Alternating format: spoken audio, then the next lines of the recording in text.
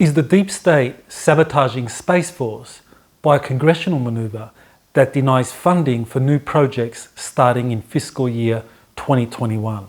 Aloha everyone, I'm Dr. Michael Sala and I'm wanting to do a video blog on the news that just emerged from a speech given yesterday, September 15, at the Space Force Association by the Chief of Space Operations, General Ray Raymond.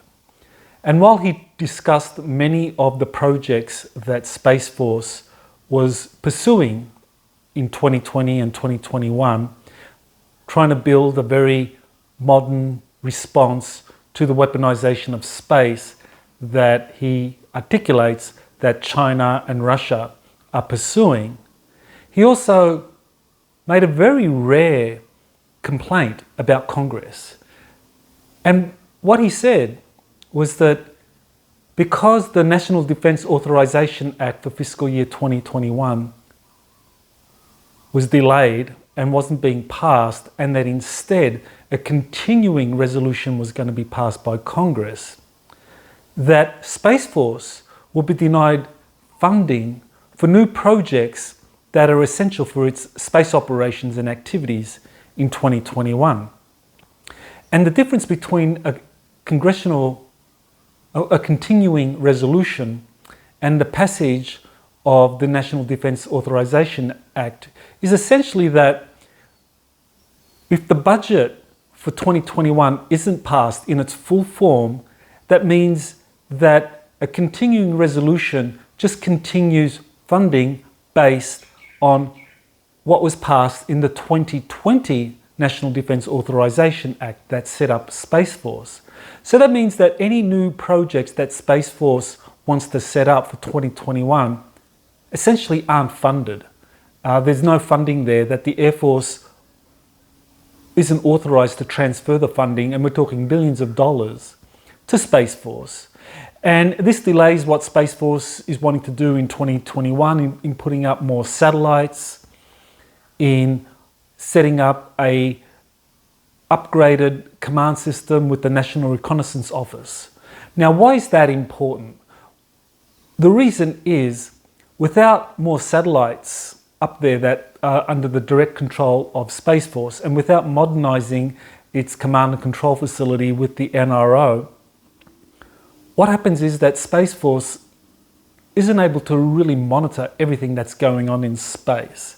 Now, that might not be such a big deal for a lot of people, but for those of us that are monitoring events closely, especially concerns over the deep state doing some kind of false flag event from space, whether it's a contrived asteroid attack, whether it's some sort of false flag alien event, or any other space-based activity. I mean, space weapons, lasers have been used in starting fires in different continents.